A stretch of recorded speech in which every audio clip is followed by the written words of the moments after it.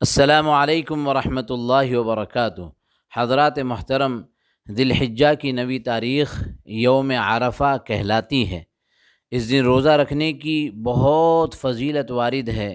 صحیح مسلم میں حضرت ابو قتادہ رضی اللہ تعالی عنہ سے مروی ہے کہ نبی اکرم صلی اللہ علیہ وسلم نے فرمایا کہ عرفہ کے روزے کے سلسلے میں مجھے اللہ تبارک و تعالی سے قوی امید ہے کہ اس روزہ رکھنے والے کے ایک سال گزشتہ اور ایک سال آئندہ کے گناہوں کے کفارے کا سبب اور ذریعہ ہے، لہذا اس کا اہتمام کرنا چاہیے اور بالکل تذبذب کا شکار نہ ہو، تشویش کا شکار نہ ہو کہ عرفہ کا دن وہ ہے جو سعودی کی تاریخ کے مناسبت سے ہے یا ہندوستان کی تاریخ کے مناسبت سے ہے۔ جہاں ہمارا قیام ہوتا ہے، جس ملک میں ہم رہتے ہیں، اس ملک کی 9 تاریخ 9 ذی الحجہ عرفہ کی تاریخ ہوگی۔ بہت سارے احباب اس میں تشویش کا شکار ہوتے ہیں، لیکن اہل علم و فضل اور محقق علماء کیا اس سلسلے میں کوئی اختلاف نہیں ہے۔ جس طریقے سے ہم عید الفطر اور عید الاضحیٰ کی تاریخوں کی تعیین میں چاند کی تاریخ کا نظام اور اس کا اہتمام کرتے ہیں، اسی طریقے سے عرفہ کے روزے کے سلسلے میں بھی یہ صورت ہوگی۔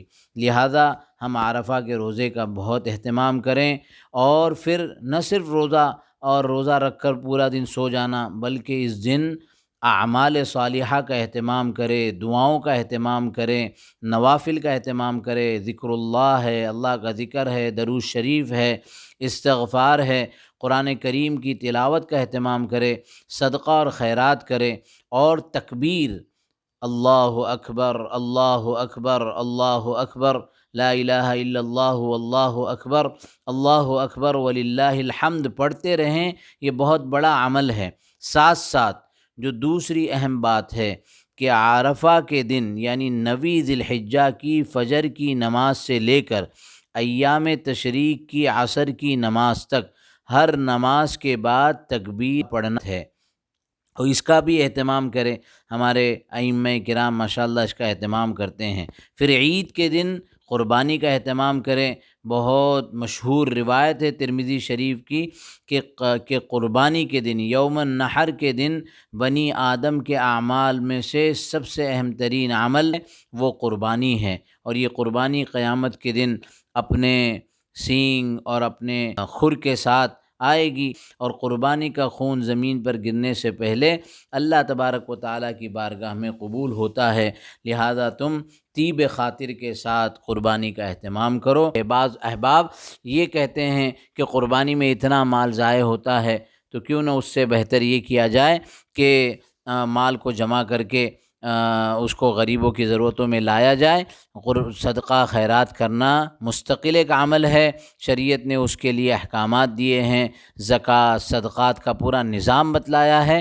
لہذا یہ کہہ کر قربانی سے روک دینا یا قربانی سے روکنے کا سبب اور ذریعہ بننا بالکل نامناسب ہے۔ بہرحال پھر اسی طریقے سے عید کے دن عید کے جو اعمال ہیں اس کی بھی فکر کریں۔ عید کی رات میں عبادت کرنا اللہ تبارک و تعالیٰ کو بہت پسند ہے۔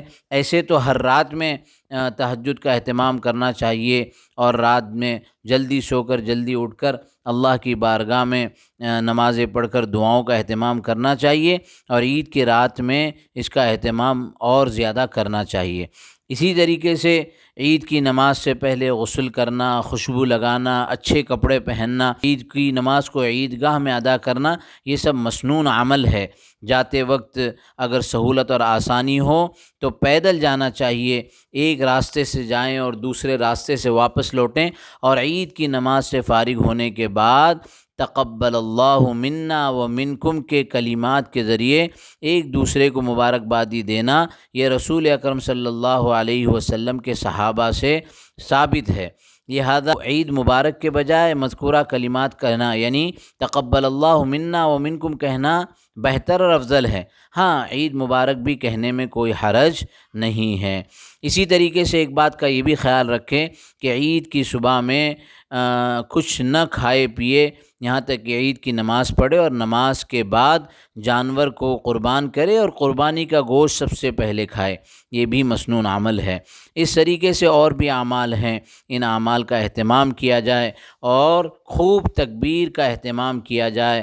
اللہ اکبر، اللہ اکبر، اللہ اکبر، لا الہ الا اللہ واللہ اکبر، اللہ اکبر وللہ الحمد، وصلی اللہ وسلم علی نبینا محمد وعلی آلہ وصحبہ اجمعین۔